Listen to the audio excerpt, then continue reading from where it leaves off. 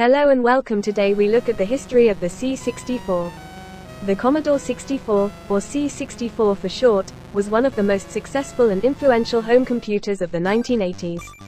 It was launched in 1982 by Commodore International, a company founded by Jack Tramiel, a Polish-born American entrepreneur who survived the Holocaust and immigrated to the US after World War II.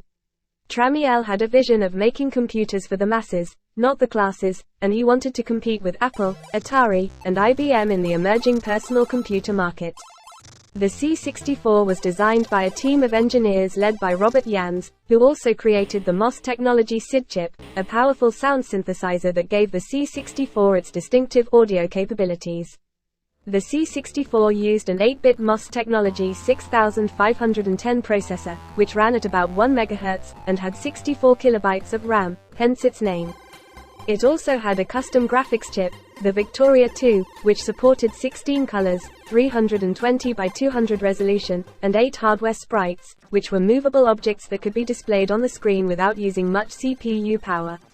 The C64 could be connected to a TV or a monitor, and it had various ports for peripherals, such as joysticks, keyboards, disk drives, printers, and modems.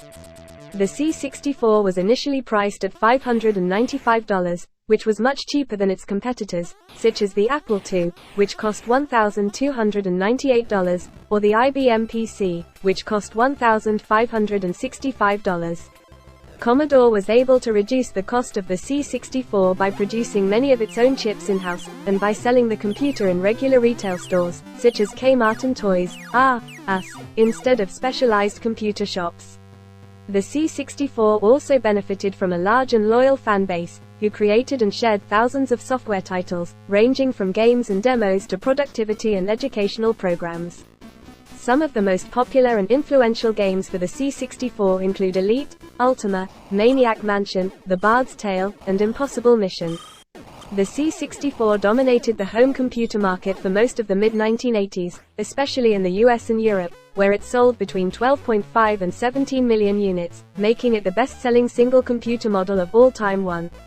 It also had a significant impact on the culture and industry of computing, as it introduced many people to programming, gaming, music, and art. Many famous programmers, musicians, and artists started their careers on the C64, such as Sid Meier, Rob Hubbard, and Jeff Minter.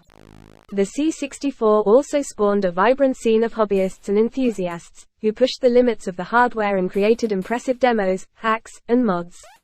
The C64 also inspired many clones, emulators, and successors, such as the Commodore 128, the Commodore 65, and the C64 Mini.